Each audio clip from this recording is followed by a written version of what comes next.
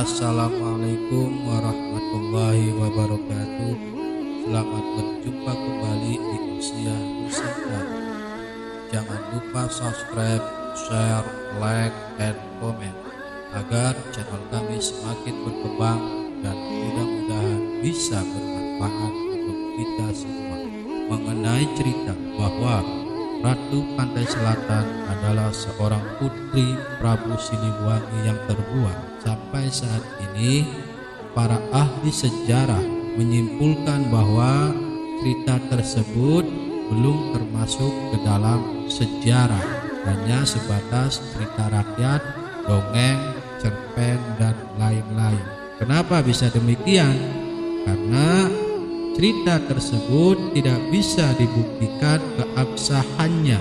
Jadi begini, jikalau keberadaannya berdasarkan versi dari Sunda Pajajaran, beliau adalah putri dari kerajaan Pakuan Pajajaran, yaitu anak dari Prabu Siliwangi.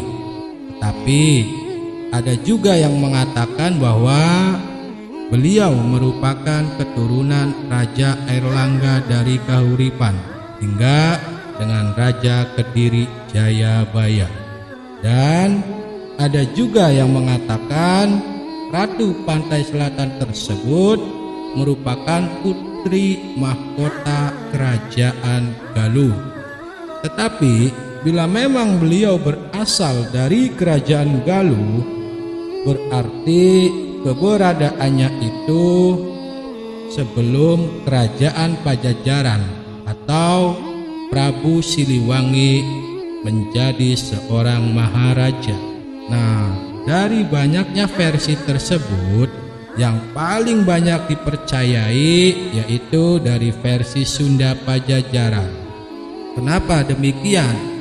Karena bila merujuk dari silsilahnya, kemungkinan besar Nyi Roro Kidul muda itu hampir satu usia dengan Prabu Surawisesa yang merupakan anak dari Prabu Siliwangi, yang merupakan anak dari Prabu Siliwangi dengan Nyi Kentring Manik.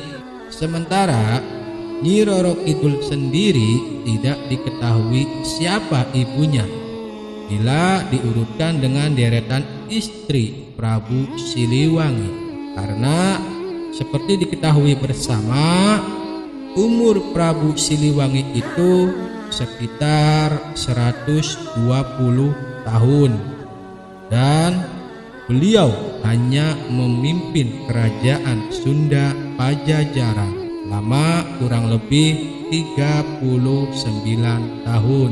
Pada masa itu, Sri Baduga Maharaja Prabu Siliwangi menikah sampai 151 kali. Sumber lain mengatakan Prabu Siliwangi itu menikah sampai 56 kali.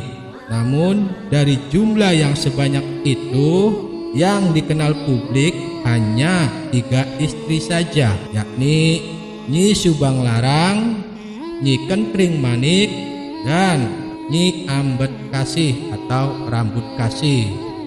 Diceritakan bahwa Prabu Siliwangi itu mempunyai banyak anak.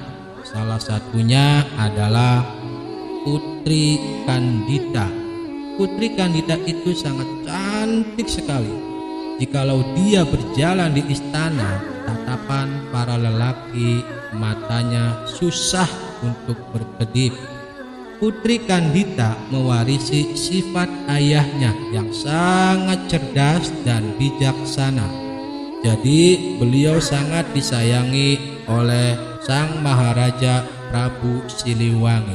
Karena pada saat itu Prabu Siliwangi belum mempunyai putra, maka pada saat menginjak dewasa, Prabu Siliwangi menobatkan Putri Kandita sebagai pewaris tunggal Kerajaan Pakuan Pajajaran. Namun keputusan Prabu Siliwangi tersebut itu ditentang oleh anak-anak maupun para selirnya. Akan tetapi Prabu Siliwangi itu sangat kekeh dan menyatakan bahwa Putri Kandita adalah pewaris tunggal kerajaan Pajajaran.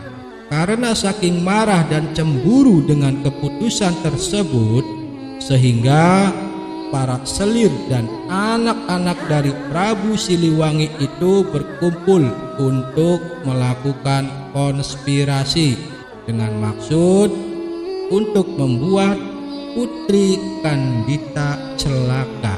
Karena nafsu amarah sudah berada dan memuncak di para anak-anak dan para selir Prabu Siliwangi, maka dipanggillah dukun sakti atau tukang sihir dengan maksud supaya Putri Kandita menderita suatu penyakit yang sangat mematikan.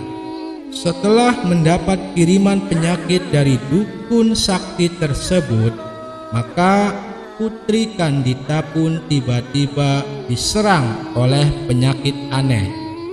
Tubuhnya dipenuhi luka yang sangat menjijikan.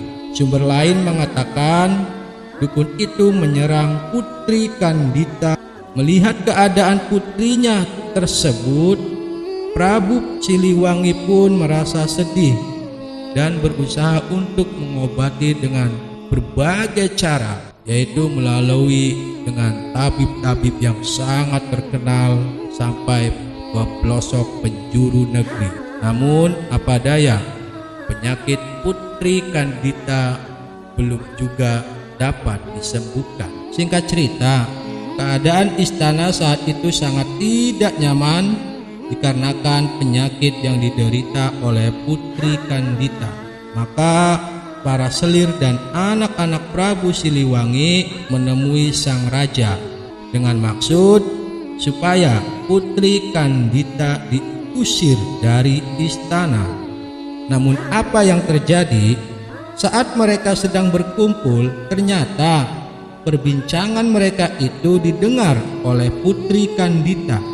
Sembari sedih yang bercampur, Putri Kandita pun akhirnya memutuskan untuk kabur dari istana. Ada juga sumber yang mengatakan bahwa semenjak kejadian itu ternyata Putri Kandita diseret keluar istana sampai berdarah-darah. Ia lari berkilo-kilometer sampai tibalah di suatu pantai. Karena saking lelahnya, Putri Kandita pun tertidur. Ia tertidur di atas tebing pantai. Nah, pada saat Putri Kandita tertidur, beliau mendapatkan bisikan gaib. Bisikan gaib tersebut mengatakan, jikalau kamu ingin sembuh, maka terjunlah kamu ke pantai ini. Setelah Putri Kandita pun terbangun, tanpa berpikir panjang, Putri Kandita pun terjun ke pantai. Keajaiban pun terjadi.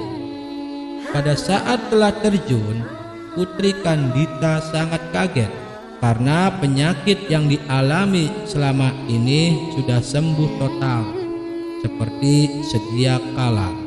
Dan keajaiban pun terjadi. Dia mendapatkan kesaktian yang sangat luar biasa. Setelah sembuh, Putri Kandita lebih memilih tinggal di pantai. Beliau enggan kembali ke istana.